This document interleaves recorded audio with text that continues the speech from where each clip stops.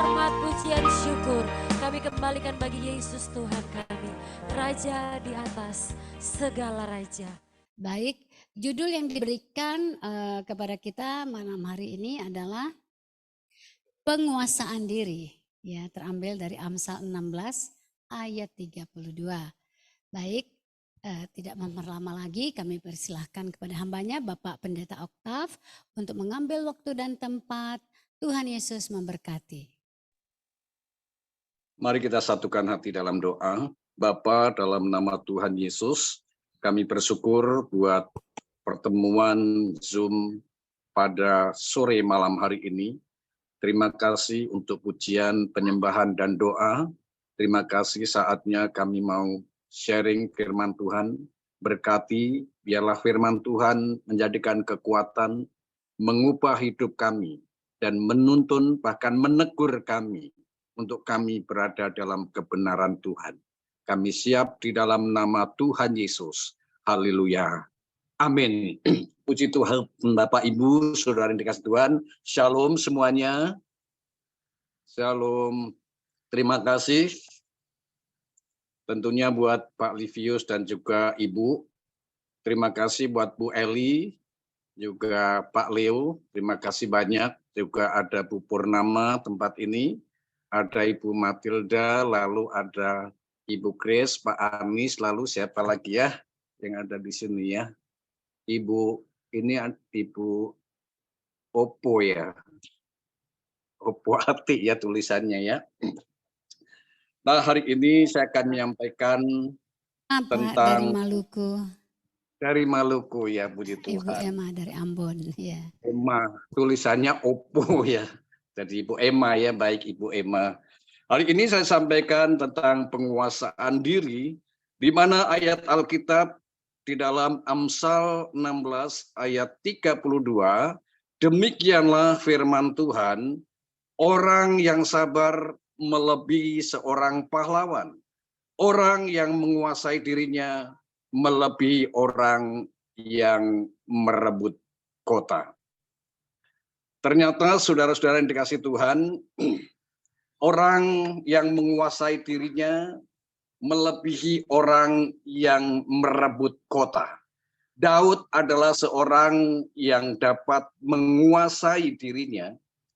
Dia tidak hanya dapat merebut kota, tetapi dia justru menjadi raja terbesar Israel yang kedua setelah Saul. Kalau kita mau mengalami the next level, mau mengalami pengangkatan daripada Tuhan, salah satunya adalah harus memiliki penguasaan diri. Penguasaan diri juga termasuk satu rasa dalam buah roh, yaitu rasa yang ke-9, yaitu buah roh, salah satunya adalah penguasaan diri. Dan ini cukup sulit. Penguasaan diri itu tidak mudah karena kita dihadapkan sehari-hari dengan keluarga, dengan orang-orang di sekitar kita, mungkin orang-orang yang sangat menjengkelkan, yang membuat kita marah, mungkin juga di jalan raya. Kalau kita ada di Medan, jalan raya itu betul-betul luar biasa. Lampu merah itu tidak berhenti. Dan nanti bisa saling maki ketika mereka sama-sama ada di tengah. Nah, Bapak Ibu sudah dikasih Tuhan, karena begitu sulitnya penguasaan diri, maka kita harus terus belajar. Kadang-kadang saya melihat ada pendoa yang berdoa begitu luar biasanya. Kalau sudah berdoa begitu dahsyat, tetapi penguasaan dirinya kurang. Gampang marah, gampang maki orang, gampang sekali kalau ada melihat orang yang tidak menyenangkan, langsung reaktif. Nah, kita juga para pendoa harus menjaga diri untuk terus ya memiliki penguasaan diri.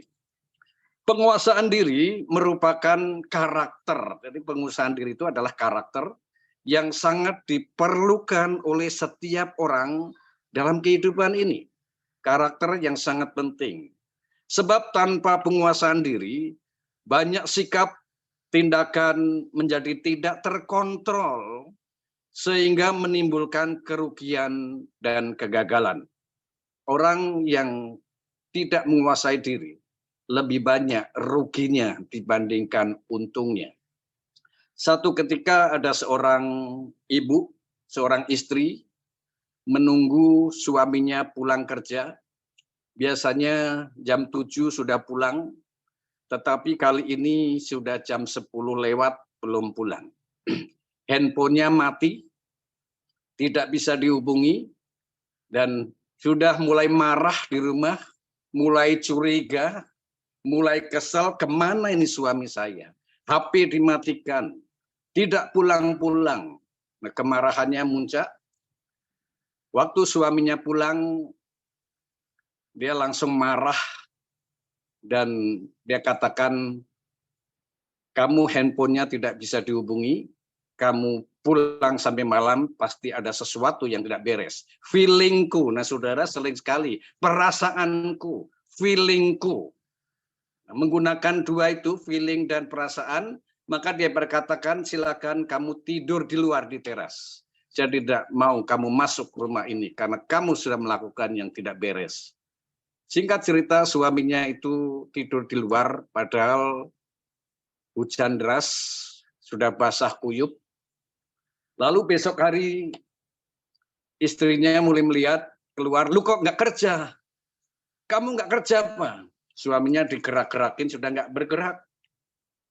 Lalu cepat-cepat dibawa ke rumah sakit, badannya sudah biru, masuk di IGD, lalu dia dimasukkan ke satu ruangan itu ruang ICU. Istrinya cukup menyesal, kenapa gini?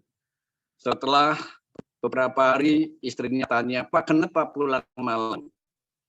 Saya menjawab, waktu itu hujan deras, saya harus di kantor selama 1 jam lebih karena deras luar biasa. Karena sudah mulai reda, saya pulang. Pada waktu saya pulang, ternyata ban kita pecah dua-dua. Depan belakang pecah. Saya harus dorong sampai jauh. Waktu ada tukang tempel ban, tambal ban, maka saya ngantri juga di sana. Nah, yang luar biasa sekali, uang saya pas-pasan tinggal 15.000 untuk beli minyak, ternyata minyaknya juga perlu. Nah, saya kehabisan uang, saya harus tambal ban, dan itu cukup lama. Saya mengalami satu beban yang berat, oleh karena saya juga kehujanan. Nah, Bapak Ibu sudah dikasih Tuhan. Lalu dia berkata, handphone saya sudah habis baterai, maka terlambat pulang nggak kasih kabar. Nah, istrinya mulai nangis, oh ya Pak, kita nggak seperti yang kukira, nggak seperti perasaan dan feelingku. Nah, suaminya dinyatakan mengalami sakit jantung, paru-paru, dan yang lain-lain, nggak bisa bekerja lagi. Dampak daripada kurangnya penguasaan diri adalah kerugian. Nah, saudara, mari kita kalau ada sesuatu, kita cari tahu dulu, jangan hanya menggunakan feeling dan perasaan, tetapi apa yang sesungguhnya terjadi, dan itu pun tidak perlu marah, suami istri juga, kita perlu untuk membicarakannya dengan baik. Nah, hari ini saya mau sampaikan juga ciri-ciri orang yang menguasai diri. Cirinya adalah masih bisa berbuat baik kepada seorang yang membencinya. Saya ulang, ciri-ciri orang yang memiliki penguasaan diri masih bisa berbuat baik kepada seorang yang membencinya. Nah, ini luar biasa sekali. Orang yang tidak menguasai diri, begitu tahu ada orang membenci kita, sudah kita responnya, itu marah, tetapi berbeda dengan kita di tempat ini. Saya percaya di tim doa RDSB ada orang-orang yang penuh dengan penguasaan diri. Katakan amin. Ya, berat sekali ya amin ya. Untuk Amin. penguasaan diri, harusnya kita belajar tentang penguasaan diri itu. Ya, kita Menghadapi apapun, kita belajar untuk lebih tenang. Nah, saudara yang dikasih Tuhan, di Alkitab dicatat ada dua tokoh, yang satu memiliki penguasaan diri yang baik, yang kedua tidak memiliki penguasaan diri. Saya mulai yang kedua, yaitu Saul. Saul adalah raja pertama dari Israel. Setelah dipimpin oleh hakim-hakim, maka bangsa Israel ingin seperti bangsa lain memiliki raja. Padahal Tuhan sendiri yang memimpin bangsa Israel, tapi bangsa Israel meminta harus dipimpin oleh seorang raja. Tuhan mengabulkan itu dan memilih salah satu orang yang bernama Saul. Saul luar biasa karena dapat dipilih oleh Tuhan menjadi seorang raja. Tetapi dalam perjalanannya, Saul mengalami gagal dalam penguasaan diri. Nah, di mana letak kurangnya penguasaan diri daripada Saul? Yang pertama, Saul merencanakan pembunuhan terhadap Daud. Merancangkan pembunuhan adalah sebuah kesalahan besar. Seorang raja Israel yang dipilih oleh Allah, diurapi oleh Allah sendiri, ternyata merancangkan untuk pembunuhan. Kita adalah orang yang dipilih oleh Allah. Kita diurapi oleh Tuhan. Masih adakah rancangan dalam pikiran kita? Dalam hati kita? Tentunya kalau kita dipilih Tuhan, tidak ada lagi rancangan kejahatan di dalam hidup kita orang percaya. Nah, Saul itu merancangkan kejahatan terhadap Daud. Mengapa dia merancangkan kejahatan? Karena Saul iri hati kepada Daud. Satu hari Daud memenangkan pertandingan melawan Filistin. Bahkan ketika menghadapi seorang tokoh besar yaitu Goliat, Raja Saul juga takut, seluruh Israel takut. Hanya Daud yang berani menghadapinya. Mengapa mereka takut menghadapi Goliat? Karena orang Israel melihat masalah lebih besar daripada Tuhan. Melihat Goliat lebih hebat daripada kekuatan Tuhan. Sehingga mereka ketakutan. Tapi Daud memandang Tuhan lebih besar dari siapapun. Masalah Israel yaitu Goliat dan Filistin terlalu kecil buat Tuhan. Nah, saudara yang dikasih Tuhan, kadang-kadang waktu kita sedang menghadapi masalah, sedang menghadapi tekanan, sedang menghadapi problem, sedang menghadapi fitnahan, kita merasa bahwa masalahnya itu sangatlah besar. Padahal kita tahu bahwa Alkitab berkata bahwa segala perkara dapat aku tanggung di dalam Dia. Filipi 4 ayat 13. Segala sesuatu dapat aku tanggung. Dan pencobaan-pencobaan yang kamu alami adalah pencobaan yang biasa, yang tidak melampaui kekuatanmu. Bahkan pada waktu kita dicobai, Allah memberikan jalan keluar. Waktu Israel mengalami pencobaan, seharusnya Israel tetap percaya. Karena waktu di padang gurun, Tuhan tolong mereka. Dan Tuhan tidak akan pernah berhenti menolong. Apapun masalah yang kita hadapi hari-hari ini, pertolongan Tuhan tidak akan pernah terlambat. Dan janji Tuhan tetap menyertai kita, menyelesaikan segala sesuatu. Daud mengalami problem yang besar karena dimusuhi oleh seorang raja. Nah, kalau orang yang lebih tinggi memusuhi kita, penguasa memusuhi kita, gampang sekali buat mereka. Dan itu terlalu sulit buat Daud. Tapi kita lihat Daud tetap tenang. Ketika Daud mengalami kemenangan dalam pertempuran, maka para wanita berkata, wah, Saul mengalahkan beribu-ribu laksa. Ada satu pujian kepada Saul, tetapi pujian kepada Daud jauh lebih hebat.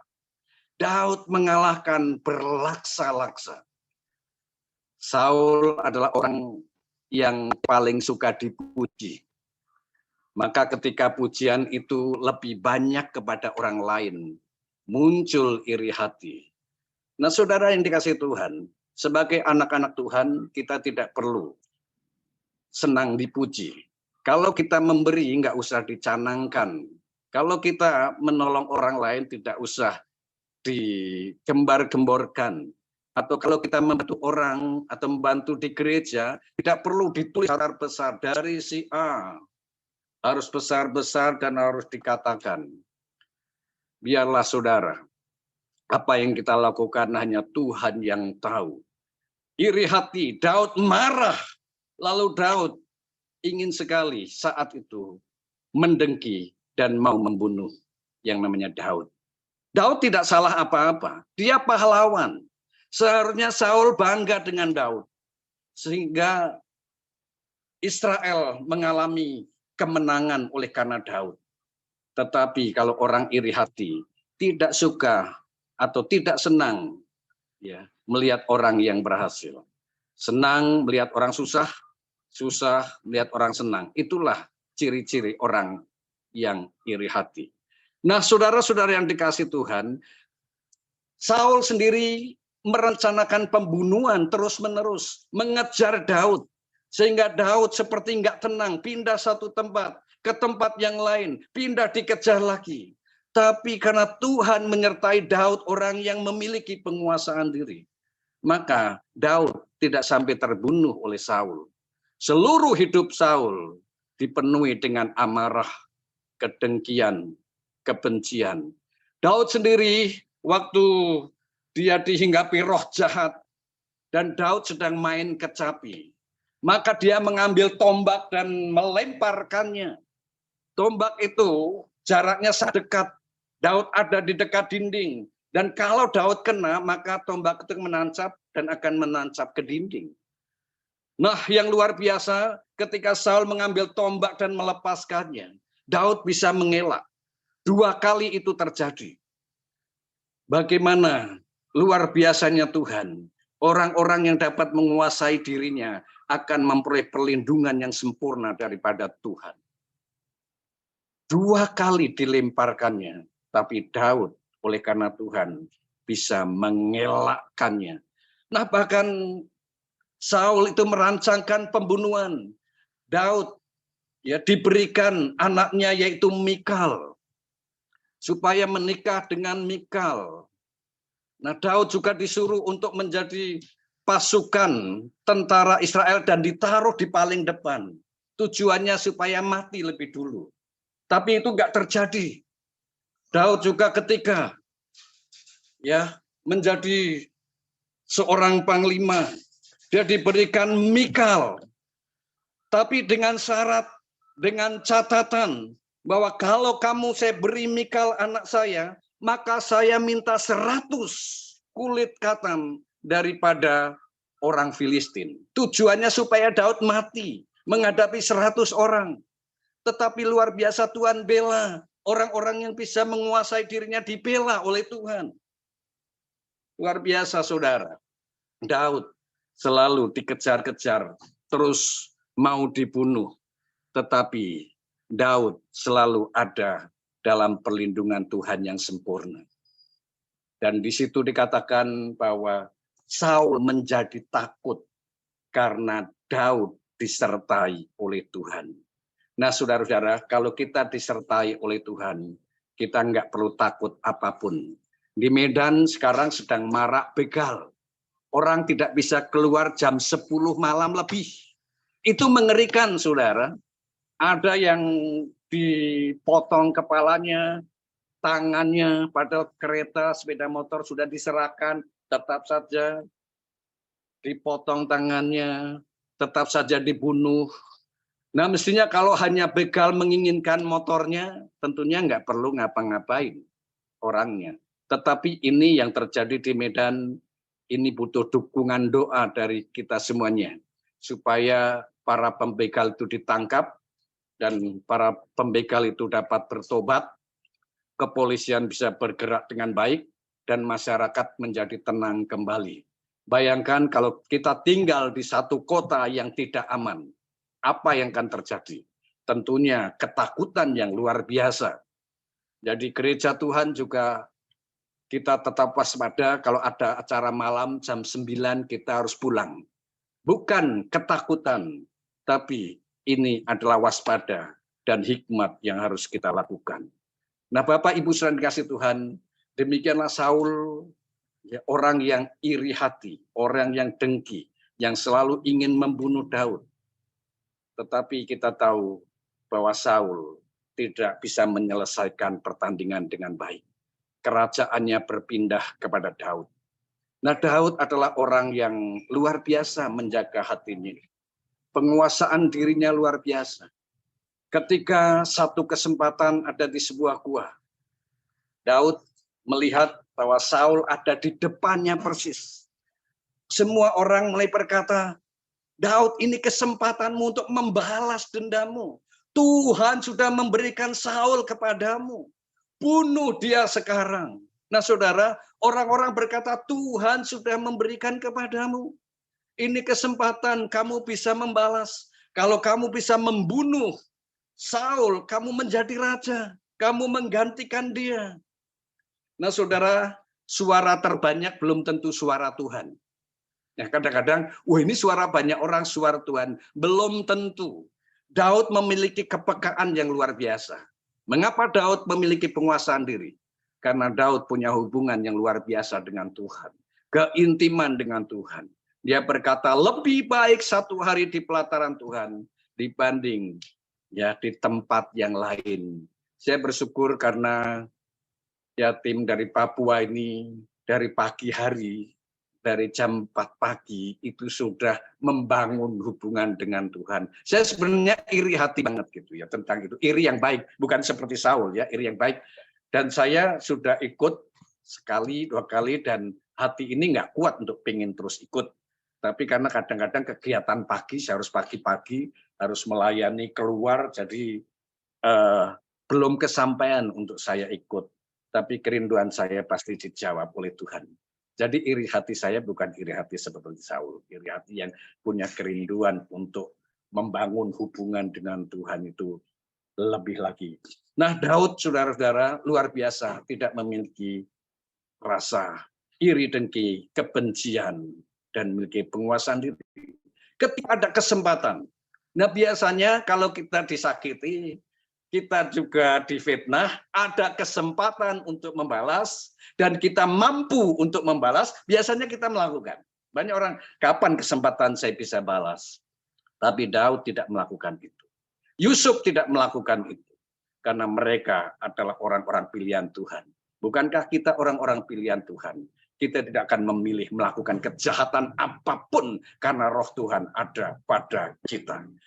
Nah, saudara yang dikasih Tuhan, ketika Daud disuruh membunuh, suara itu banyak sekali. Udah waktunya, kamu bunuh. Ketika dia memotong ujung jubahnya, Daud gemetar. Dan yang menarik, dia berkata seperti ini. Aku tidak akan mengusik hambaku yang diurapi. Padahal roh Tuhan sudah undur daripada Saul. Tapi Daud masih tetap menghormati Saul sebagai penghormatan kepada Tuhan. Saul masih ada, Saul masih hidup, dan Daud memiliki rasa hormat yang luar biasa. Dampaknya karena Daud punya penguasaan diri, maka Saul berkata, siapa itu? Saya Daud, kalau saya membunuh engkau, tadi sudah saya bunuh. Tapi saya tidak membunuh engkau. Saya akan membiarkan kau hidup, karena saya mengasihi Tuanku. Lalu Saul berkata seperti itu. Sungguh luar biasa. Engkau orang yang dipilih oleh Tuhan. Kerajaanmu tidak akan tergoncangkan. Engkau layak untuk menjadi raja. Engkau layak menggantikan saya. Engkau lebih layak jadi raja. Ada sebuah pengakuan. Kalau kita ada orang-orang yang memusuhi kita, ada yang jahat terhadap kita, lalu kita menguasai diri, maka ada pengakuan dari orang itu akan Tuhan yang hidup di dalam kita. Saul juga seperti itu, sebelum mati dia menyatakan, sungguh engkau orang yang luar biasa. Nah, saya berdoa semua ya tim di RDSP adalah orang-orang luar biasa, sehingga orang-orang di luar sana akan mengenal Kristus melalui kita karena kita memiliki penguasaan diri. Terima kasih, demikianlah firman Tuhan, mari kita berdoa. Bapak, terima kasih firman Tuhan dan disampaikan, ajar kami untuk memiliki penguasaan diri. Memang cukup berat Tuhan, karena kami menghadapi berbagai macam orang. Tapi kami percaya kalau Daud mampu belajar, setiap hari dikejar-kejar mau dibunuh. Tapi dia luar biasa. Dia tidak mau mengusik, tidak mau membunuh Saul. Karena untuk apa dia menjadi raja kalau membunuh Saul terlebih dahulu. Tapi dia tahu waktu menjadi raja oleh karena diangkat oleh Tuhan. Bukan karena membunuh seseorang. Kita juga diangkat oleh Tuhan bukan karena kita menjatuhkan orang, lalu kita duduk di sana. Tapi karena memang Tuhan yang mengangkat kita the next level melalui penguasaan diri. Terima kasih, kami bersyukur Tuhan. Di dalam nama Tuhan Yesus. Haleluya. Amin. Tuhan berkati kita semuanya. Shalom. Kami serahkan kembali kepada Ibu Eli. Terima kasih Ibu Eli. Puji Tuhan, terima kasih Bapak Pendeta Octavianus untuk sharing firman Tuhan yang sangat luar biasa. Semua yang diberkati, mari berikan kemuliaan bagi Tuhan. Haleluya. Ya, puji Tuhan Bapak Ibu, semua yang diberkati, waktunya kita saling memberkati satu sama yang lain. Saya percaya, baik dari tadi firman Tuhan yang sama-sama sudah kita dengar bersama, maupun pemaparannya dan ada kesaksian juga di sana, ilustrasi, semuanya kita ada hal-hal yang sangat memberkati. Mungkin Bapak Ibu mengingat pengalaman satu kali peristiwa yang terkait dengan ayat ini, atau pengalaman-pengalaman lain, atau tadi ada pewahyuan, ada rema. Ini waktunya sekarang untuk kita saling berbagi. Kami persilahkan kepada Bapak Ibu, kami buka ruang ini, silakan. Atau mungkin Pak Pendeta Lipius, mungkin mendahului kita semuanya di sini. Bapak mungkin bisa menambahkan atau memberikan kesaksian Bapak. Silakan Pak Pendeta.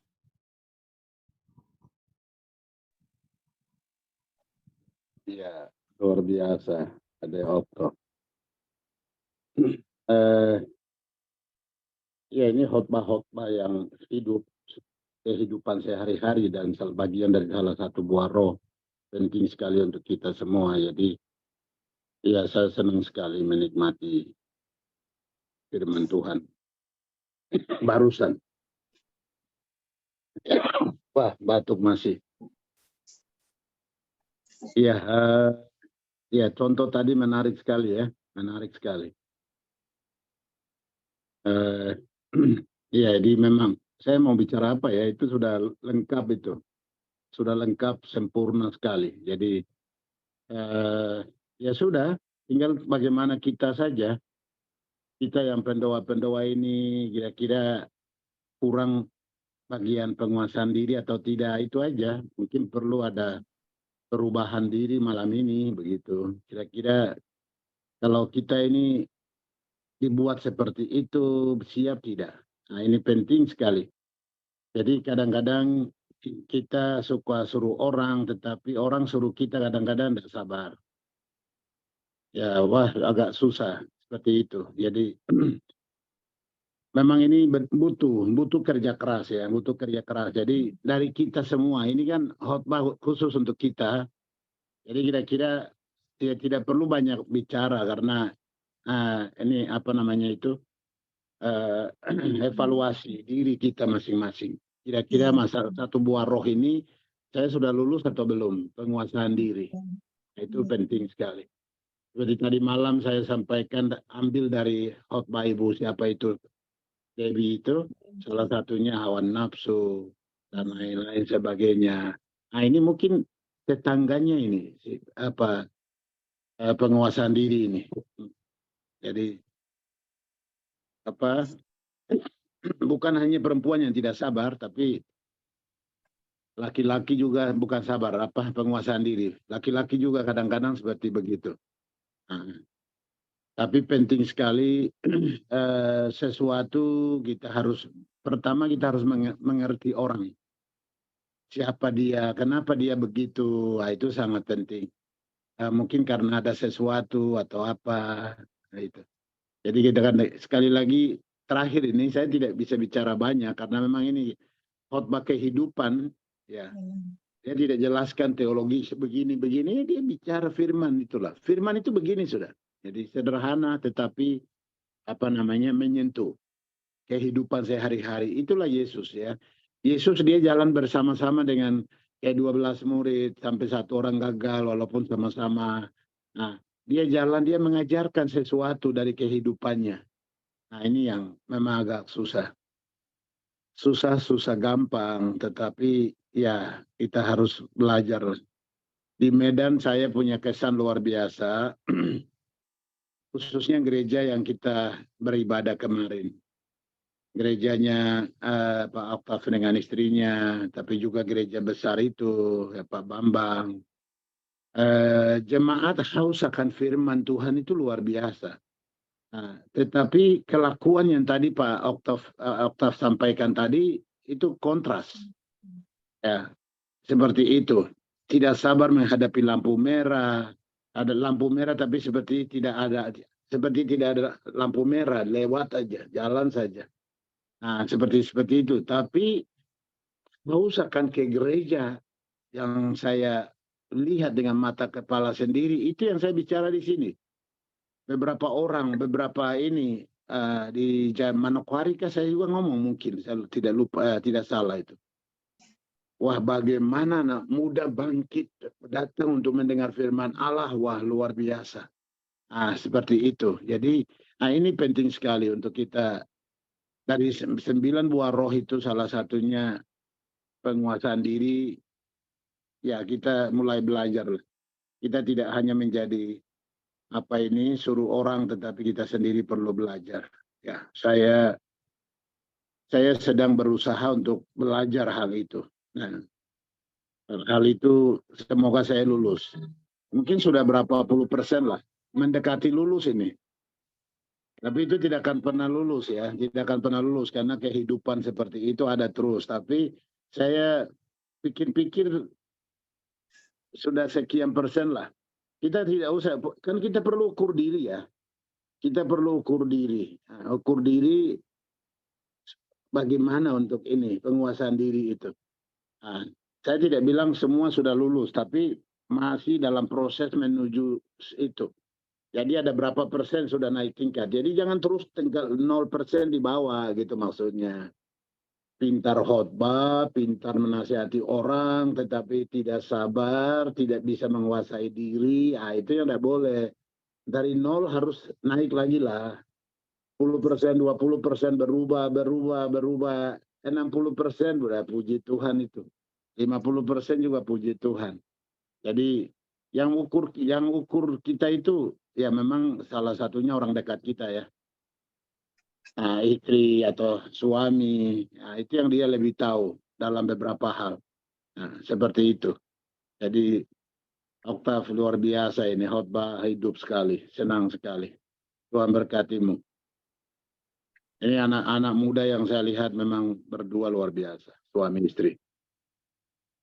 Cepat, saya minta untuk tolong antar satu orang ke rumah sakit ibu tadi malam itu. Mereka dua bergerak cepat. Selesai langsung datang lapor. Semua beres, Pak. Wih, cepat sekali. Dan juga gratis. Wih, gratis. Di Medan kok bisa ada gratis? Ya.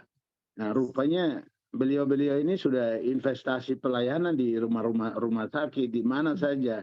Jadi mereka pergi ke mana? Di sana dokter yang mereka bersahabat. Akhirnya dokter bilang, "Woi Pak Pendeta, oh ya udah, ibu ini pendeta juga, iya sudah kita tolong selesai."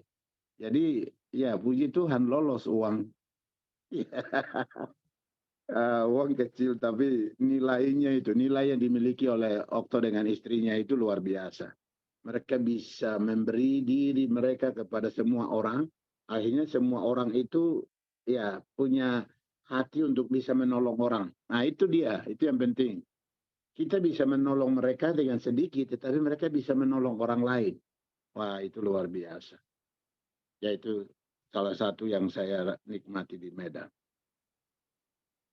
Terus waktu di Medan juga Oktav ini dia bantu saya ke sini ke sana, walaupun tidak ditugaskan, tapi inisiatif. Nah itu hebat. luar biasa. Memang waktu pertama kan saya karena Oktav dengan istri itu, karena itu saya ke sana. Tapi akhirnya saya ditangkap juga oleh gereja besar, akhirnya jadwal begini begitu. Ya, tapi kalian dua juga penguasaan diri saya lihat ada. Kenapa Bapak Pendeta tidak boleh ke sana? Bisa saja kan?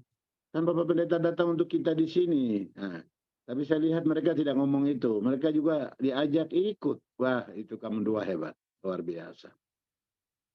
Jadi saya menikmati semua. Puji Tuhan. Tuhan berkati Oktav. Terus jadi berkat bagi orang banyak. Ya, kebenaran firman dari Amsal 16 tadi ya Pak ya, ayat 32.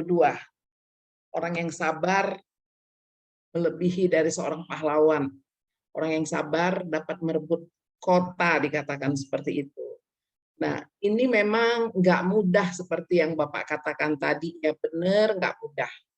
Tapi satu hal yang saya ingat apa yang dipesankan oleh almarhum mama saya dulu, setiap kamu mau marah, kamu ambil waktu untuk berdoa. Cukup kamu katakan, Tuhan tolong saya. Waktu kamu katakan seperti itu, kamu tidak jadi marah. Marahmu itu dapat terkendali, dia bilang begitu. Karena kita sebagai ibu kadang-kadang nggak sabar lihat anak-anak kita ya, ada yang membuat hati kita kesal begitu. Tetapi itu yang dipesankan mama saya dulu. Dan itu saya ingat sampai saat ini. Dan itu saya praktekkan.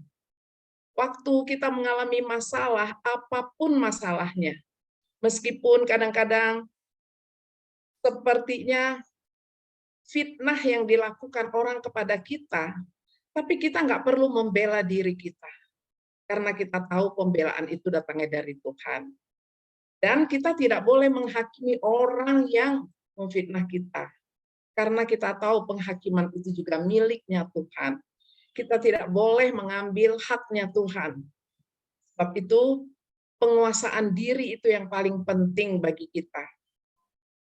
Saat kita mengalami satu tekanan, saat kita mengalami satu masalah yang besar, kalau kita fokus kepada Tuhan, kita tidak ada waktu untuk memikirkan masalah itu.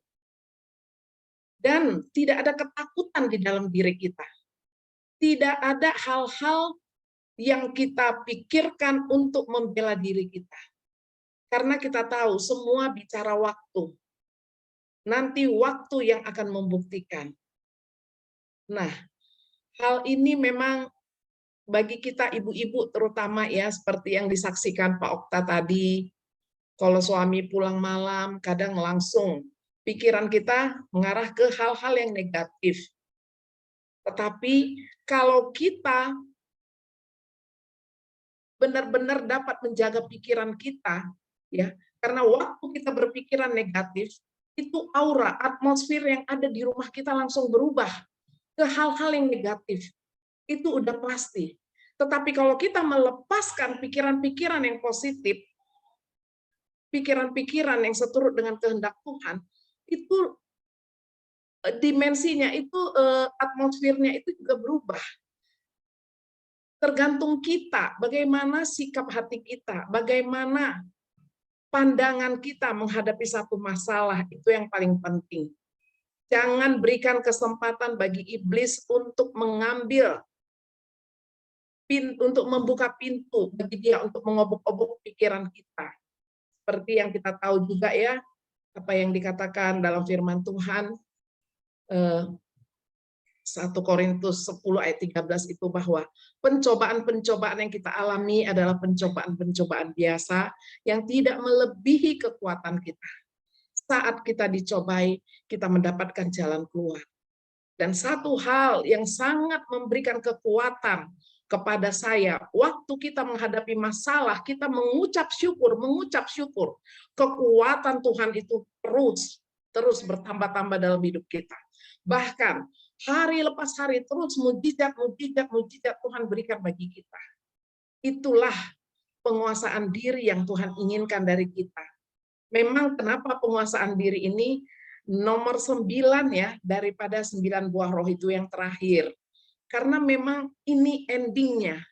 Kalau kita udah bisa menguasai diri, semua aman. Walaupun masalah sebesar apapun yang kita hadapi, bagaimana sikap hati kita, bagaimana cara pandang kita melihat masalah, itu yang paling penting. Kita tidak fokus kepada masalah, tetapi kita pikirkan Tuhan itu jauh lebih besar dari masalah kita. Maka semuanya itu pasti berlalu. Proses itu akan diakhiri dengan kemenangan. Kemenangan, ujung-ujungnya menang. Itu udah pasti ujung-ujungnya menang. Asal kita berserah kepada Tuhan dan terus bersyukur kepadanya. Tidak ada masalah yang tidak selesai. Itu hanya bicara waktu. Kita nggak tahu waktunya Tuhan, tetapi waktu kita diproses, kita percaya sepenuhnya kepadanya, dan kita tidak mau membuka pintu untuk masuknya iblis, tidak mau mendengar apa kata orang, enggak, tutup telinga. Karena apa? Waktu kita mendengarkan apa yang dikatakan orang, kadang-kadang itu bisa melemahkan iman kita. Kadang-kadang itu bisa memancing emosi kita. Tapi saat kita menutup telinga kita untuk hal-hal yang negatif, karena kita nggak bisa nutup mulut orang. Mulut kita yang bisa kita tutup. Kita nggak bisa menutup telinga orang, tapi telinga kita yang bisa kita tutup. Itu yang paling penting. Memang kuncinya jaga hati. Menjaga hati ini sangat-sangat berat seperti menguasai diri. Tetapi bagi Tuhan tidak ada yang mustahil. Kalau kita terus setiap hari ya bangun tidur, kita udah dihadapkan dengan masalah. Kadang-kadang seperti itu sampai nanti malam juga. Tapi bagaimana kita melihat masalah itu? Jangan pikirkan apa kata orang, tapi apa kata firman Tuhan, itu yang harus kita pikirkan. Itu yang harus kita lakukan. Kalau itu kita lakukan, damai sejahtera tidak akan hilang dari hidup kita. Karena kita harus menjaga hidup kita, harus hidup di dalam kerajaannya, yang bukan bicara soal makanan atau minuman, tapi soal kebenaran, damai sejahtera, dan sukacita oleh Roh Kudus. Itu yang bisa saya bagikan, Pak Okta. Terima kasih buat kebenaran firman-Nya. Mari kita sama-sama belajar ya. Saya juga belum tamat, masih terus mau belajar, dan belajar. Terima kasih, Tuhan berkati. Terima kasih Pak Lipius. Tuhan. Terima kasih Ibu Purnama, puji Tuhan. Ibu Eli suaranya. Puji Tuhan, terima kasih Ibu Purnama untuk sharingnya ya. Ya, saya mohon maaf tadi ada masalah teknis sedikit, saya harus lari sebentar. Terima kasih ya Grace. Ya, puji Tuhan. Baik Bapak Ibu, kita akan melanjutkan ya ruang berbagi ini. Ya, sebelum Bapak Ibu yang lain mungkin menyiapkan diri, saya percaya masih banyak yang akan berbagi. Ini Ibu Yosefa sudah mau berbagi dulu? Boleh, silakan Ibu. Ya, shalom, selamat malam untuk kita semua, salam sehat. Amin, silakan. Iya, terima kasih Bu Eli. Dari firman Tuhan yang disampaikan oleh Bapak Octavianus tadi, ya ini apa? Saya boleh bilang bahwa ini pegangan kita sebagai pendoa. Jadi di sini saya tidak bicara terlalu banyak karena tadi Bapak Pendeta Lipius Biniluk sudah jelaskan, karena penguasaan diri itu kembali ke kita masing-masing, pribadi kita masing-masing.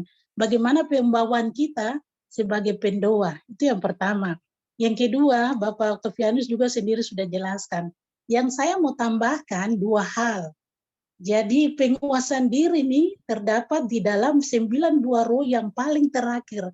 Kalau saya boleh katakan bahwa 9 buah roh itu secara jasmani yang Tuhan ajarkan kepada kita dalam firman Tuhan. Secara rohani, secara rohani.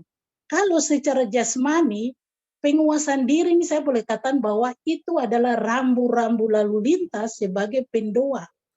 Ya, kalau kita tidak pegang penguasaan diri, kita tidak menguasai, artinya diri kita ini kita tidak bisa kuasai, ya berarti kita melanggar rambu-rambu lalu lintas tadi. Jadi saya menyatakan bahwa penguasaan diri ini kalau secara jasmani itu boleh dikatakan sebagai rambu lalu lintas sebagai pendoa-pendoa yang setia.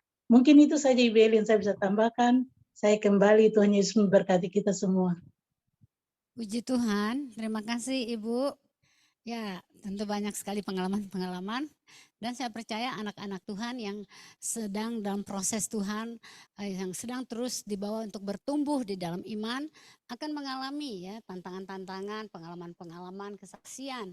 Dan satu hal yang paling penting bahwa kita semuanya tahu bahwa setiap hari iblis atau si musuh mencoba untuk mencuri damai sejahtera kita, mencoba untuk terus ya membuat kita tidak fokus kepada rencana Tuhan dalam hidup kita atau dicuri rencana Tuhan dalam hidup kita. Salah satu strateginya yang paling sering kali kita terkecoh adalah ketika iblis mencuri damai sejahtera kita. Jadi Bapak Ibu, saya sedikit juga berbagi. Teman-teman boleh ya menyiapkan kesaksiannya setelah ini nanti bergantian. Ayat 16 Amsal 16 ayat 32 ini. Orang yang sabar melebihi seorang pahlawan. Orang yang menguasai dirinya melebihi orang yang merebut kota. Jadi saya sangat terkesan dengan ayat ini karena kami ini dalam panggilan pelayanan lebih ke arah untuk pelayanan doa, begitu Bapak Ibu ya. Dan Tuhan taruh di hati saya tuh untuk membangun kegerakan doa atau membangun komunitas-komunitas doa di kota-kota ya, karena itu terjadi karena pemimpin saya yang ketika saya mulai menekuni pelayanan itu seorang hamba Tuhan yang memang cakupan pelayanannya tuh nasional ya, jadi dia suka juga mengarahkan saya untuk ikut membangun komunitas-komunitas doa di kota-kota ya. Beliau ini salah satu dulu temannya Pak Iman Santoso ketika mereka merintis atau mulai kegerakan jaringan doa. Jadi karena itu saya juga diberi tugas untuk membangun komunitas doa ini. Tidak hanya kami pergi ke kota-kota, tetapi di Jakarta pun kami punya pertemuan-pertemuan yang sangat rutin. Ya, sekali kumpul nanti kami bisa 1.000 orang, 2.000 orang. Dan secara rutin membuat pertemuan-pertemuan, mendatangkan pembicara-pembicara untuk membangun, memperlengkapi para pendoa. Itu paling tidak minimal sebulan sekali pasti bikin acara. Bisa 2 kali dan begitu bertahun-tahun begitu ya Bapak Ibu. Jadi saya terbiasa berada di antara teman-teman pendoa yang begitu banyak jumlahnya. Ya, disitulah sering kita menemukan karakter yang berbeda-beda, bermacam-macam sekali ya. Ada orang yang tidak sabar, ada orang yang pemarah, ada orang yang sangat egois. Ini pendoa ya, pendoa. Jadi seringkali kami sehari-hari udah kami bikin pertemuan rutin, memang ada pertemuan rutin, lalu ada pertemuan event-event, lalu nanti pun kami bikin proyek-proyek doa ke kota-kota. Jadi pengalaman saya kan di sini dikatakan orang yang menguasai dirinya melebihi orang yang merebut kota. Jadi untuk saya kalimat ini karena kami sering pergi ke kota-kota dalam rangka kenapa ke sana, yaitu membangun atmosfer doa dalam rangka supaya kota itu dimenangkan bagi Kristus ya, itu bahasa orang pendoa ya. Nah, jadi seringkali akhirnya kalau kita tidak bisa menguasai diri dalam keadaan yang bermacam-macam ragam orang ini, misi kita tuh tidak lancar atau bahkan gagal, berantakan, boro-boro merebut kota, kitanya sendiri udah jadi apa istilahnya tuh ya, kacau balau di dalam tim seperti itu.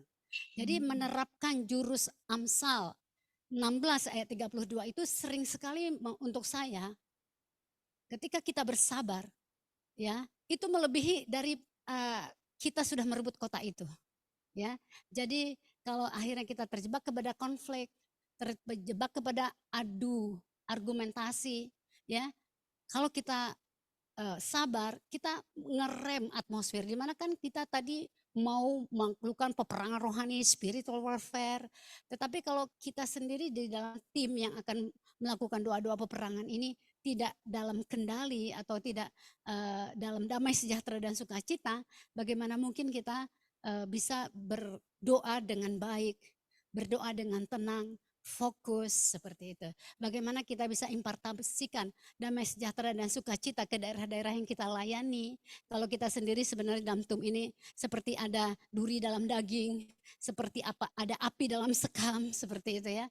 Jadi seringkali akhirnya saya mengalami bagaimana kalau kita bersabar, ya kita mungkin sebagai pemimpin atau orang yang bisa mengambil kebijakan, keputusan, dan kalau kita tidak terpancing kepada situasi yang ada, ya tidak tersulut dengan mungkin pijar-pijar api yang mulai muncul di sana sini gitu ya.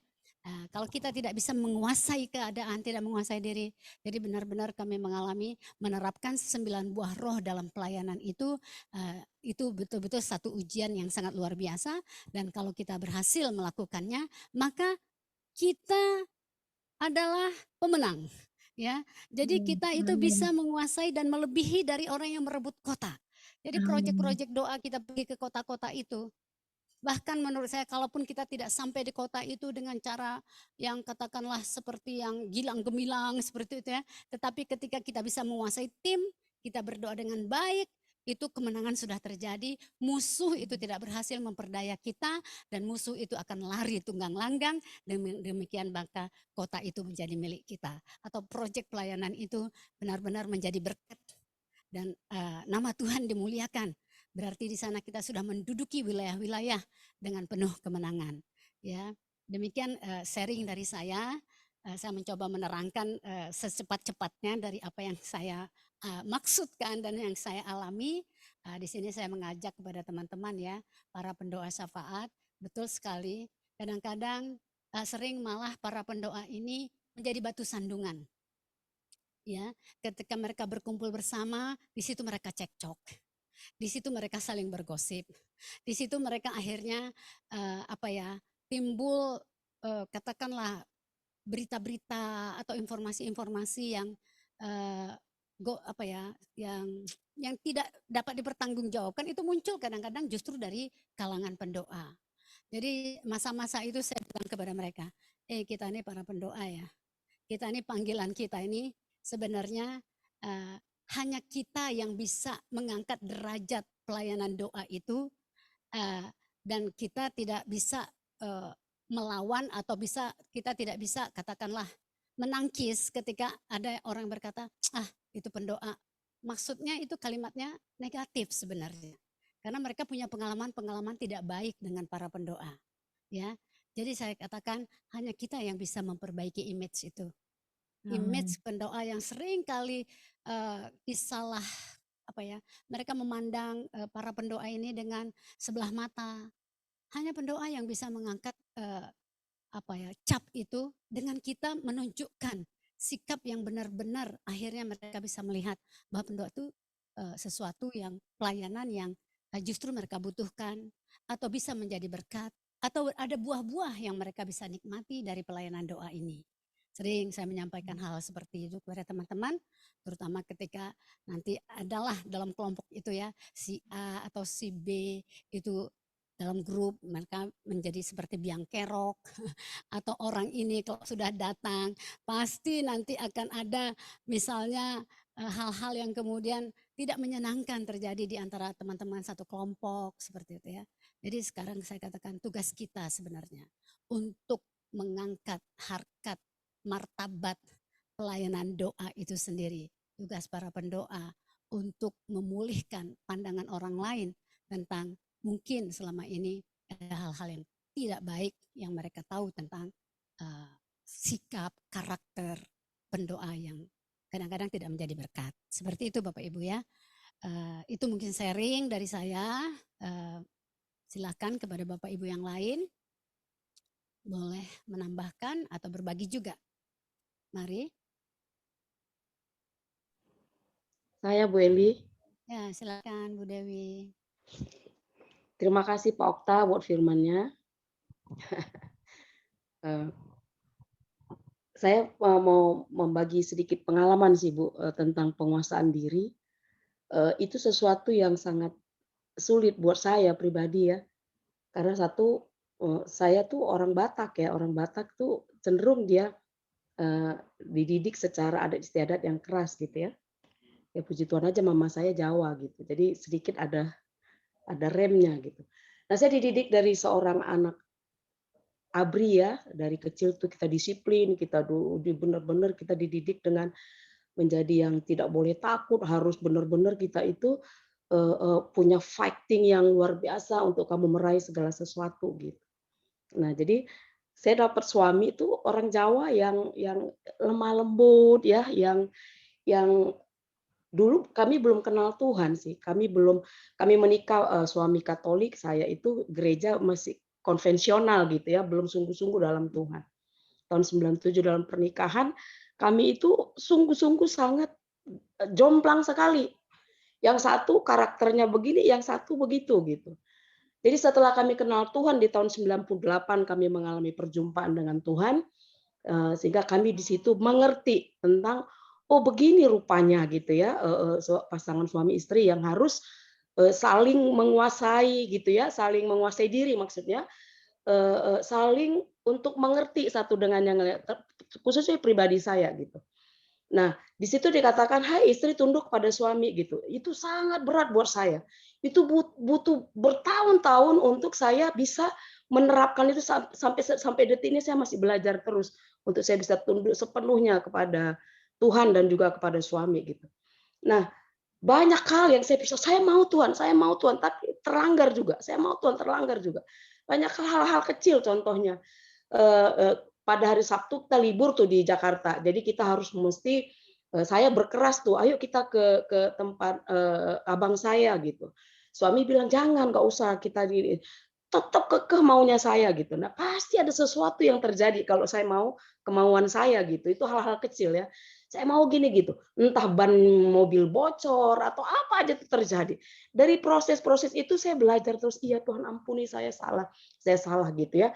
Sehingga saya bilang juga sama dia, kamu naik, saya turun. Kalau saya yang turun jauh ke bawah, saya nggak sanggup. Jadi akhirnya puji Tuhan kami sepakat, suami naik, saya turun, jadi kami ketemu di tengah. Dan puji Tuhan kami terus dalam proses untuk kami saling menguasai diri untuk menjadi suami istri yang hidup berkenan di hadapan Tuhan gitu ya. Itu yang pertama. Yang kedua, proses penguasaan diri saya waktu saya bekerja, puji Tuhan segala kemuliaan buat Tuhan. Saya diizinkan Tuhan menjadi pemimpin suatu perusahaan di mana saya selalu dilayani gitu. Nah, begitu saya pensiun, saya masuk ke dalam dunia pelayan. Memang sebelum pensiun pun saya udah dampingi suami dalam melayani, tapi yang full time itu setelah saya pensiun full time menjadi ibu gembala. Itu benar-benar saya benar-benar penuh perjuangan untuk menjadi seperti Tuhan mau nih sebagai ibu gembala yang harus menjadi keset, yang harus memahami semua jemaatnya, yang semua begitu saya harus yang tadinya dilayani, saya harus melayani gitu. Itu butuh proses yang luar biasa dan puji Tuhan sekarang terus belajar. Biarlah kita di dalam penguasaan diri seperti kata Bu Eli, panggilan kita berdoa nih, jangan menjadi batu sandungan. Benar sekali, banyak pendoa yang menjadi batu sandungan, sehingga doa-doa kita tidak penuh kuasa. Apa yang kita ucapkan di mulut ini, itu juga yang kita kutuk, itu juga yang kita menjadi gosip. Sehingga doa kita tidak menjadi penuh kuasa. Jadi memang doa itu dari hati ini, sehingga itu yang terpancar dari hidup kita, sehingga memang harus benar-benar kita melatih diri kita di dalam penguasaan diri. Itu khususnya buat saya, pengalaman saya yang sangat berat, tapi puji Tuhan kalau kita mau merendahkan diri dan mau dipimpin oleh Roh, maka Tuhan memampukan, dan itu step by step sampai kita dipanggil Tuhan, terus harus belajar di dalam 9 buah roh, terlebih-lebih penguasaan diri. Itu saja Bu Eli yang bisa saya sampaikan, pengalaman pribadi saya. Tuhan Yesus memberkati. Ya, puji Tuhan. Terima kasih sharing dari Ibu Dewi ya. Itu satu perjuangan yang sangat luar biasa. Memang untuk urusan menguasai diri, bersabar ya. Setiap hari pasti Bapak Ibu di sini juga punya pengalaman. Dan sebagai anak Tuhan, bagian ini harus menang ya, harus menang. Karena memang soal 9 buah roh itu, itulah salah satu tanda bahwa kita mengasihi Tuhan, karena jika roh ada roh Allah ada di dalam diri kita, maka kita akan disebut anak Allah. Ya. Amin. Anak Amin. Allah kalau Amin. ada Roh Kudusnya. Tandanya ada Roh Amin. Kudusnya apa? Dilihat dari kalau ada buahnya. Jadi kalau ada Amin. buahnya berarti Roh Kudus ada di dalam diri kita. Ya, Amin. puji Tuhan. Sebenarnya menarik sekali untuk berdiskusi mengenai topik-topik ini. Ibu Yosepa mau menambahkan? Tidak, Bu, tidak. Oh, tidak. Bu Eli, Iya. aku. Ibu Matilda, silakan Ibu. Iya, baik, terima kasih untuk waktunya. Pengajaran firman Tuhan di malam hari oleh Pendeta Okta luar biasa, diberkati sekali. Saya sangat diberkati oleh kebenaran firman Tuhan atau pengajaran di malam hari. Saya punya kesaksian hidup bahwa kalau menjadi orang yang terbaik atau hidup di dalam penguasaan diri, dia punya komitmen. Saya punya komitmen dengan Tuhan. Kalau saya baca Mazmur 1, Mazmur pasal 1 ayat 1 sampai 6, ayat 1 sampai 3, itu dia katakan tidak boleh duduk dengan pencemooh, tidak boleh bergaul dengan orang berdosa. Itu saya lakukan. Ketika saya baca firman Tuhan, saya praktekkan firman Tuhan ini dalam hidup saya. Tidak boleh duduk dengan orang yang suka bergosip. Harus ada penguasaan diri. Ketika saya membaca 9 buah roh itu, kasih, sukacita, damai sejahtera, kesabaran, kemurahan, kebaikan, kesetiaan, kelemah lembutan, dan penguasaan diri. Saya harus berkomitmen, harus memiliki kasih itu. Semua buah-buah roh itu harus dilakukan. Kalau ketika kita tidak berkomitmen dengan Tuhan, kita akan hidup sembarang. Kita tidak disiplin diri kita dan kita tidak tertib. Ketika kita berkomitmen untuk Tuhan, hidup saya untuk kemuliaan Tuhan. Pagi hari sampai malam hari hidup saya hanya pujian, penyembahan. Hidup saya berdoa, hidup saya hanya membaca firman Tuhan, merenungkan firman Tuhan siang dan malam. Itu yang dilakukan. Sehingga ada sesuatu hal dari luar yang datang menimpa tantangan hidup. Saya punya persoalan hidup bukan kecil-kecil, saya hadapi. Tapi saya penuh ucapan syukur. Tetap berdoa, mengucap syukur dalam segala hal. Itu yang dikehendaki Kristus Yesus dalam diri kita. Ketika kami berkomitmen dengan Tuhan, Tuhan akan menolong kita. Roh Kudus akan menolong kita, menuntun kita, membimbing kita sesuai dengan kehendak Tuhan.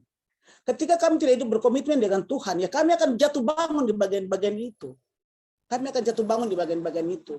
Kami tidak punya penguasaan diri. Kadang-kadang nanti orang datang yang kadang bicara seperti ini, kita ikut lagi. Jadi kita harus punya prinsip. Disiplin diri kita sendiri, berkomitmen dengan Tuhan. Ketika kami membaca firman Tuhan, kami mempraktikkan firman Tuhan, menjadi pelaku-pelaku firman Tuhan itu. Bukan hanya asal mendengar, kita lupa, buang, kita lupa. Tidak. Praktekkan firman Tuhan dalam hidup kita. Memperkatakan firman Tuhan, mempraktikkan firman Tuhan. Sehingga kami tetap ada penguasaan diri. Apapun keadaan yang datang, silih berganti, masalah hidup, badai, kita akan sama dengan burung Raja Wali yang ketika badai itu menerpa, dia semakin tinggi menjulang untuk arahnya ke depan, untuk mencapai tujuan akhirnya. Jadi seperti itu. Kalau kita tidak berkomitmen dengan Tuhan, maaf, kami akan jatuh bangun dalam itu terus. Itu prinsip saya. Saya harus disiplinkan saya punya diri, bagaimana saya hidup dengan Tuhan. Tidak sembrono, tidak kacau balau. Ketika firman Tuhan, saya baca firman Tuhan, saya harus mempraktikkan firman Tuhan itu. Sehingga itu menjadi kekuatan dalam diri saya, menjadi saya maju bersama Tuhan. Ketika saya keluar dari rumah dengan Tuhan, saya masuk ke rumah dengan Tuhan, dan saya tidak bawa sampah dari rumah, dari luar masuk ke dalam rumah. Saya keluar dalam rumah kami, dalam keluarga hidup seperti apa tertibnya dengan Tuhan. Itu yang kami harus pegang, sehingga kita tidak bisa hidup kita ini tidak bisa diganggu gugat oleh tantangan hidup, masalah. Kami tetap bersyukur karena Tuhan penolong satu-satunya. Puji Tuhan, waktu saya kembalikan, itu kesaksian saya membagikan. Ya, Terima puji kasih, Tuhan. Eli, saya kembalikan. Ya, puji Tuhan, terima kasih Ibu Ida. Ya, kami mengenal Ibu Ida dan kadang-kadang ya kalau berfellowship suka nyelip-nyelip kesaksian-kesaksian. Saya sangat diberkati dengan kesaksian Ibu Ida. Ada banyak sekali yang Tuhan kerjakan dalam hidupnya dan itu sangat luar biasa. Jadi kesaksian Ibu Ida tadi, Bapak Ibu sekalian, itulah yang terjadi dalam kehidupan Ibu Ida. Itu sangat luar biasa Puji Tuhan. Tentara-tentara Tuhan memang karena dipanggil ya untuk menjadi pelayan-pelayan, tentu saja mereka akan terus diproses oleh Tuhan untuk benar-benar menjadi seperti Kristus. Ya, karena lewat hidup para pelayan Tuhan lah nanti orang-orang bisa melihat Tuhan. Para pelayan Tuhan mempresentasikan apa itu sorga, apa itu kasih Allah. Jadi sangat penting untuk kita terus dibentuk dan terus diproses sehingga lewat apa yang kita lakukan nama Tuhan dimuliakan. Ya, puji Tuhan. Tambahan lain ada lagi?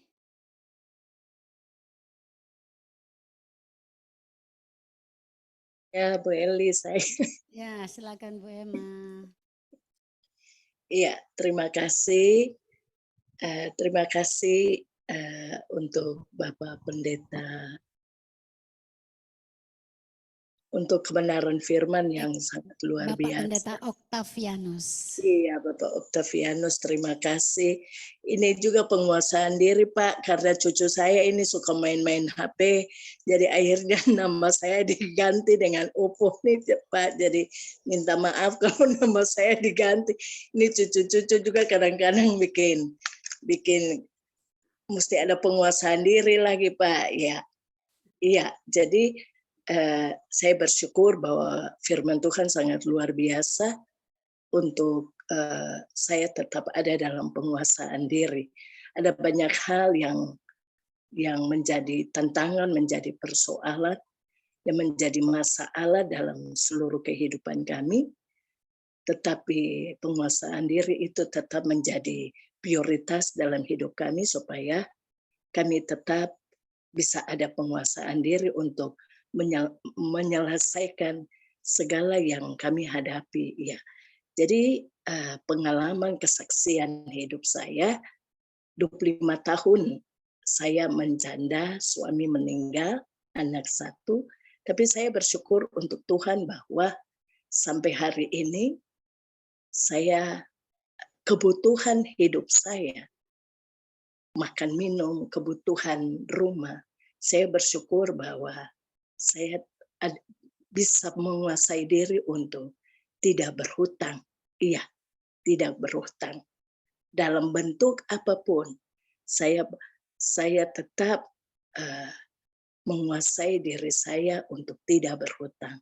Walaupun itu kebutuhan yang saya harus penuhi lewat pendidikan anak, lewat bayar listrik dan sebagainya. Bahkan saya harus berjuang untuk menghidupi kebutuhan keluarga saya. Jadi saya bersyukur sampai hari ini. Sampai hari ini saya membatasi, menguasai diri saya untuk tidak meminjam sesuatu yang menjadi berupa uang untuk membuat saya juga harus membayar, yang menggantikan. Jadi kemarin malam ada teman saya datang. Dia mau pinjam KTP saya karena dia mau kredit di bank.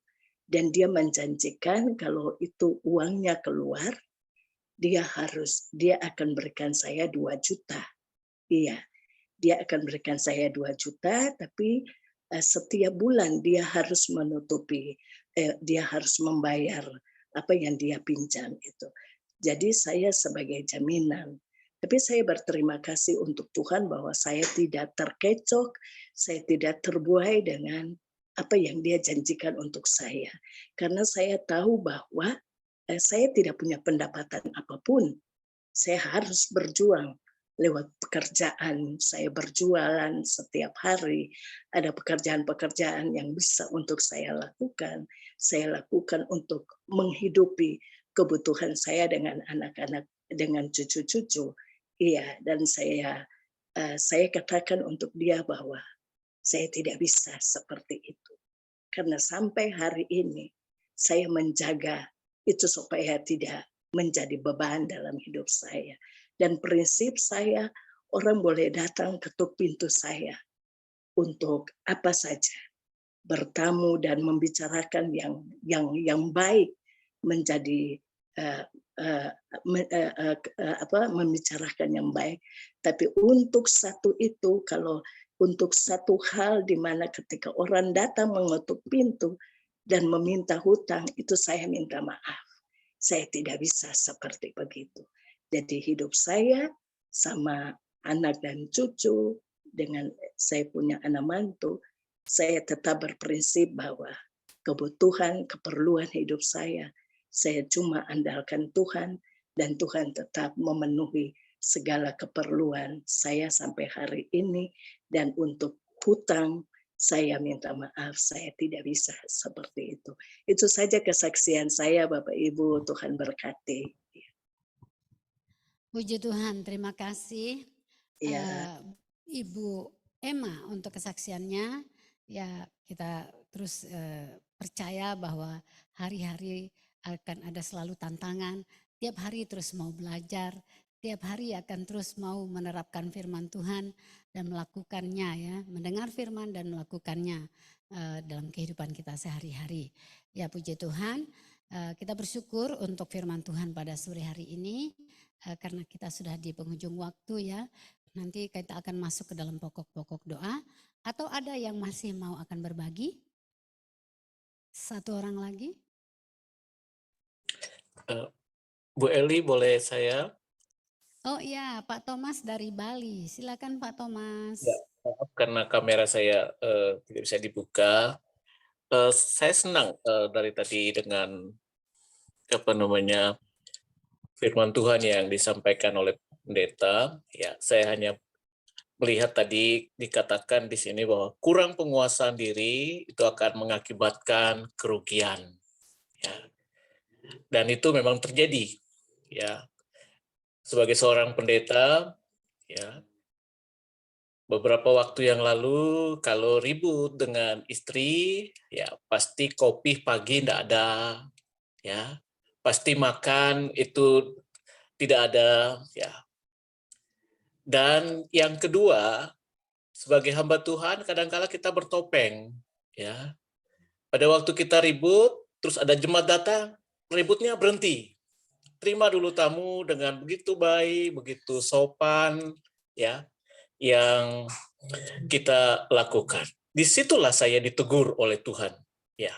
Beberapa tahun yang lalu saya ditegur oleh Tuhan, ya, kamu bertopeng, ya, dan juga melakukan ini, tetapi tidak memperhatikan apa yang Tuhan kehendaki. Jadi dari situlah saya belajar bagaimana untuk menguasai diri. Dan penguasaan diri itu hanya terjadi apabila Roh Kudus itu bekerja dalam kehidupan kita. Tanpa Roh Kudus bekerja dan tanpa hubungan kita dengan Tuhan, maka kita tidak akan bisa menguasai diri. Ya, saya punya pengalaman kemarin, ya, di dalam pelayanan secara khusus, ya, menjangkau orang-orang yang ada di Nusa Lembongan. Pada waktu melayani dan mereka percaya kepada Tuhan, dan di mana kami harus membangun tempat, ya, untuk dipakai sebagai tempat doa. Orang-orang di situ pada hakikatnya mereka tidak setuju, ya. Dan begitu banyak intimidasi. Tapi saya tidak banyak berbicara, saya hanya duduk diam dan saya katakan, Tuhan, ini tempat yang Engkau berikan kepada kami. Karena Yosua pasal 1 ayat 3, setiap tempat yang diinjak, yang dipijak, diberikan, diberkati oleh Tuhan. Ya, bisa saja kami melawan mereka karena kami benar, tetapi belajar untuk merendahkan diri dan belajar untuk diam dan menyerahkan kepada Tuhan, maka Tuhan akan beracara. Dan itulah terjadi di dalam Amsal pasal 16 ayat 32. Terima kasih, itu aja Ibu Eli. Terima kasih. Ya, puji Tuhan. Terima kasih Pak Thomas. Bapak Ibu sekalian, ya, mungkin sudah mengenal, ya, Pak Thomas pasti masih ingat, ya. Beliau ini adalah Kepala Divisi Doa dan Misi di GKPB di Bali, Gereja Kristen Protestan Bali.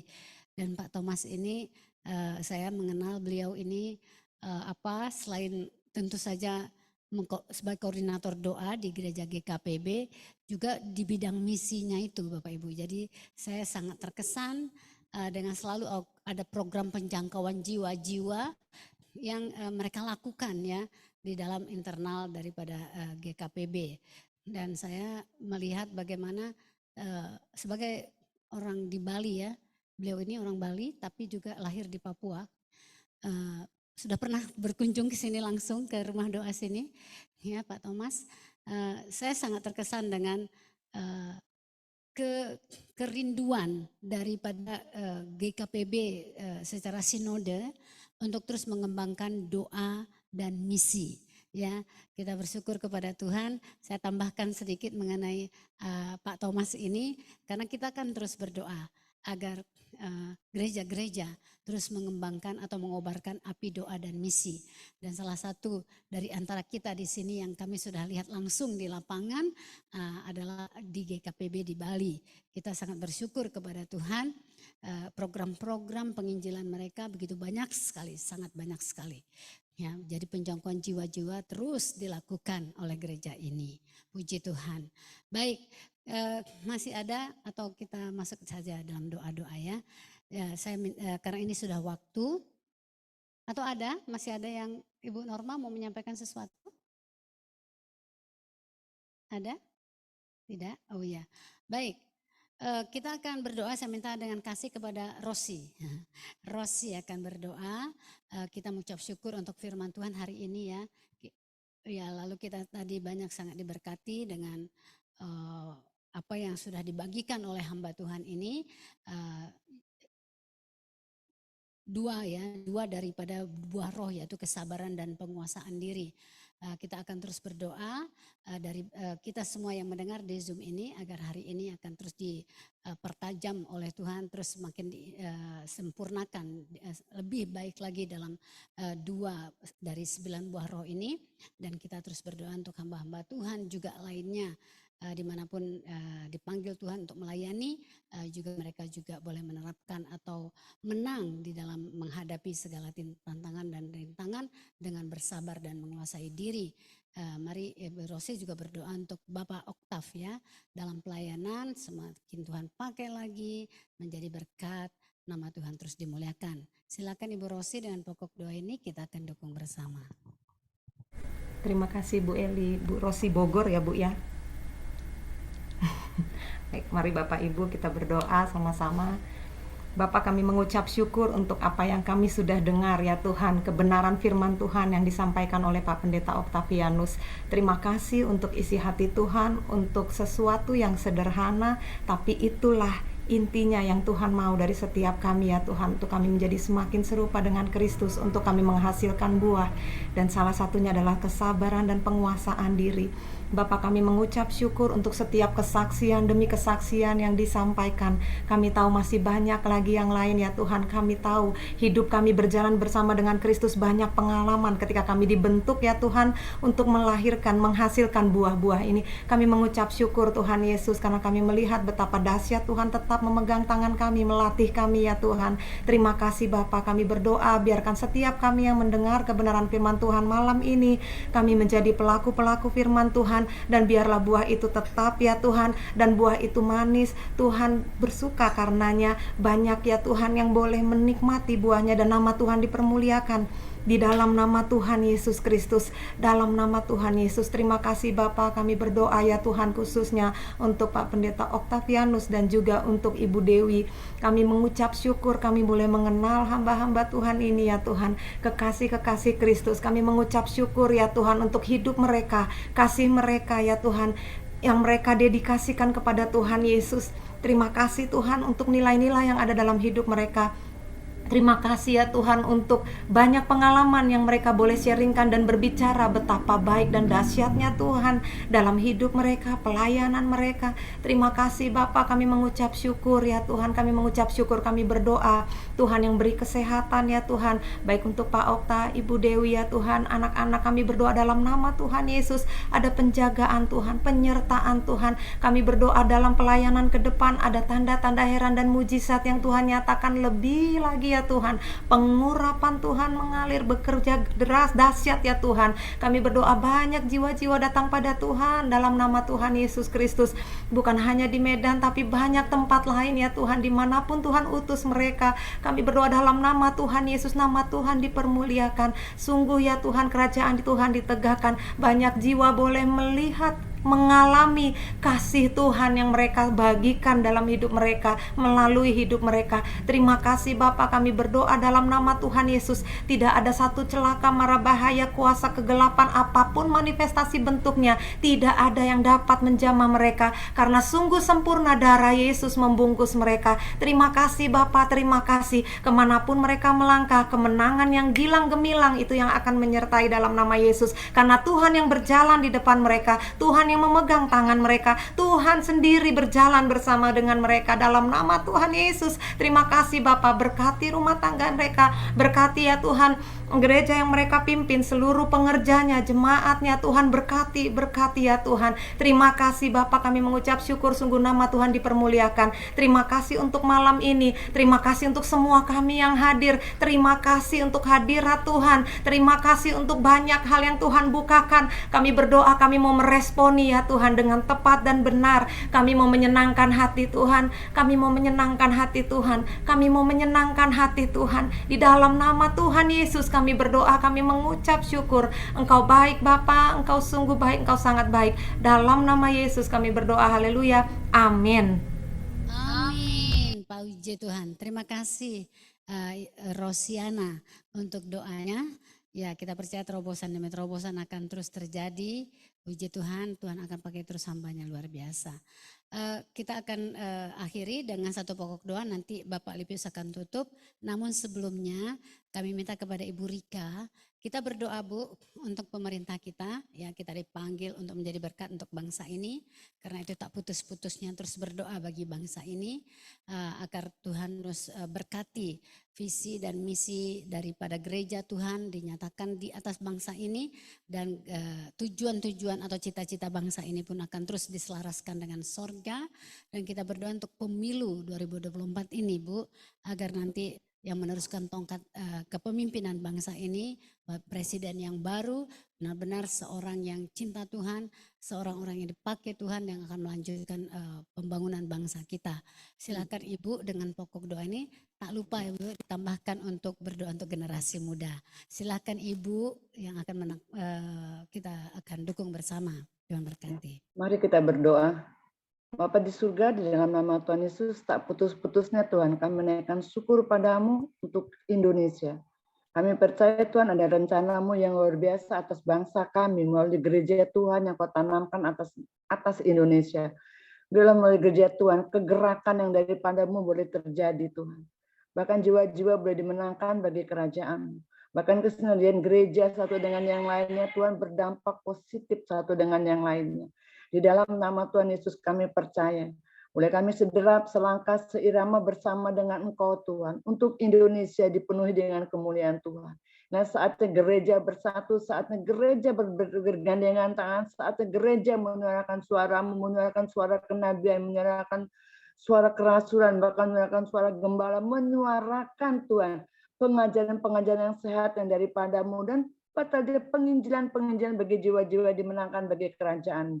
Kami persembahkan Indonesia bagi hormat kemuliaan-Mu Tuhan. Biarlah apa yang Kau mau untuk Indonesia pasti terjadi. Karena kami tahu Indonesia dalam pimpinan-Mu, dalam kasih-Mu, dalam kegerakan-Mu, dalam semuanya Tuhan. Sungguh semuanya Tuhan. Kau surahkan semuanya bagi kami Indonesia. Menjelang pilkada 2024 yang akan datang, kami percaya Tuhan. Apa yang tidak bisa Tuhan buat untuk Indonesia?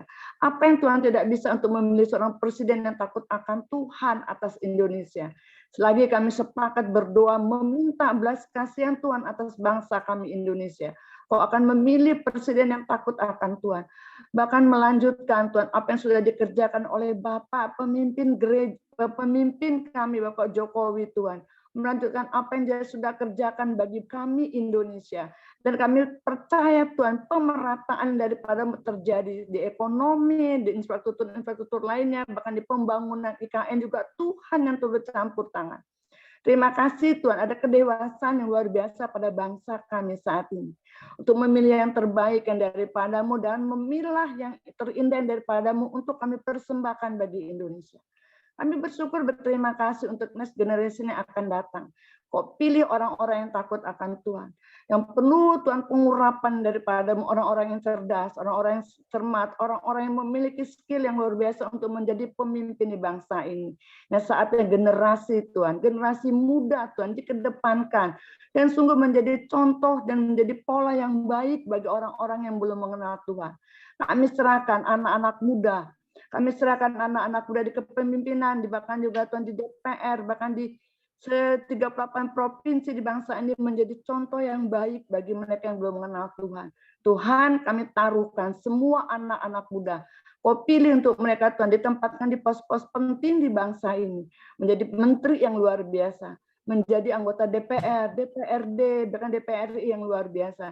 Menjadi pemimpin-pemimpin yang militan, pemimpin-pemimpin yang takut akan Tuhan, anti korupsi Tuhan, bahkan anti radikalisme. Mereka memajukan bangsa ini dengan perkataan Anda, ada penguasaan diri yang daripada pada setiap pemuda, bahkan pemimpin-pemimpin kami Tuhan. Kami serahkan pemuda bangsa kami ke dalam tangan pengasihan-Mu.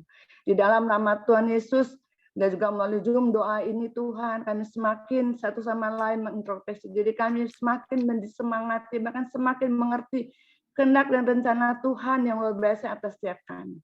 Memberkati setiap Tuhan yang ada di Zoom ini, memberkati Bapak Lipius, memberkati Ibu Eli, bahkan semua teman rekan-rekan sekerja Allah yang ada di Zoom ini. Di dalam nama Tuhan Yesus kami berdoa dan bersyukur, berterima kasih untuk segala kebaikan, anugerah, kepercayaan-Mu Tuhan kepada kami. Untuk berdoa untuk terjadi satu kebangunan, terjadi satu pemulihan, terjadi satu perubahan besar di bangsa ini. Pakai kami para pendoa-Mu, taruhkan kuasa perkataan yang daripada-Mu pada kami. Ada satu pengubahan yang besar sebelum kami bangsa kami berubah. Kami terlebih dahulu Kau ubahkan Tuhan. Ada penguasaan diri yang daripada-Mu yang Kau berikan bagi setiap kami. Agar setiap ucapan kami ada dampak yang positif dan setiap perkataan yang kami naikkan di hadapan Tuhan. Surga berguncang dan itu terjadi atas bumi. Apa yang kami lepaskan di bumi akan terlepas di surga. Apa yang kami ikat di bumi akan terikat di surga. Ini doa permohonan kami bagi bangsa kami Indonesia Tuhan. Terima kasih Tuhan untuk Indonesia yang luar biasa. Di dalam nama Tuhan Yesus kami berdoa. Amin. Amin. Puji Tuhan, terima kasih Ibu Rika untuk doanya. Ya, kita percaya doa-doa kita yang sepakat dinaikkan sudah didengar dan sudah dijawab oleh Tuhan. Puji Tuhan, kita akan akhiri ya pertemuan kita pada malam hari ini. Untuk itu kami minta dengan kasih kepada Bapak Pendeta Lipius untuk bawa kita dalam doa penutup sekaligus doa berkat. Silakan Pak. Mari kita berdoa. Bapak, terima kasih untuk firman Tuhan, pujian yang boleh kami nikmati dan juga kesaksian-kesaksian tentang bagaimana salah satu buah roh yang paling penting dalam kehidupan umat, yaitu penguasaan diri. Terima kasih untuk berkat firman malam ini. Tuhan terus berkati kami supaya kami terus meningkat dari kekurangan menjadi kelebihan-kelebihan di dalam penguasaan diri. Tolong kami lewat kuasa Roh Kudus. Terima kasih, berkati hamba-Mu dan ibu dan anak-anak dan juga pelayanan di Medan. Tuhan berkati kedua hamba-Mu ini. Jadi berkat bagi banyak orang di Medan. Terima kasih untuk kami semua yang hadir malam ini. Terima berkat di dalam Allah Bapa, di dalam Yesus Kristus Tuhan, dan di dalam persekutuan Roh Kudus menyertai dan memberkati kami hari ini sampai Engkau datang menjemput kami semua. Bapa, terima kasih. Amin. Puji Tuhan, selamat malam. Amin, puji Tuhan. Terima kasih Pak. Puji Tuhan ya Bapak Ibu. Pak Oktavianus, Bapak Pendeta, terima kasih sudah menjadi berkat buat kita semua dan juga buat teman-teman. Ya, silakan ya buat teman-teman sekalian. Kami pun sangat diberkati, kesaksiannya luar biasa semuanya. Amin. Selamat malam. Makasih. Baik Bapak Ibu ya, terima kasih sekali lagi. Grace, Pak terima kasih. Pak Lipius. Terima kasih Bu Grace, Pak Anies, Pak Lipius, terima kasih Bu Okta, Pak Okta, Bu Dewi, Kamera. Terima kasih Pak Lipius. Ya, terima kasih semuanya ya. Terima kasih benar-benar kami berkati. Buat Stephen, aman, Bapak Pak Pendeta, Puji Tuhan. Ibu Eli, Rosyana, dan para pendoa lainnya. Tuhan memberkati. Shalom. Amin Bu Rosi, terima kasih, Tuhan berkati. Shalom, shalom. Ibu Opo, Ibu Hema. Tidak apa-apa. Bisa ganti itu. Lagi di situ. Shalom. Halo, shalom. Enggak. Cucunya ya, suruh ganti. Dari cucunya lagi. Oke, baiklah. Kita akhiri ya teman-teman. Kita akhiri, sampai jumpa lagi.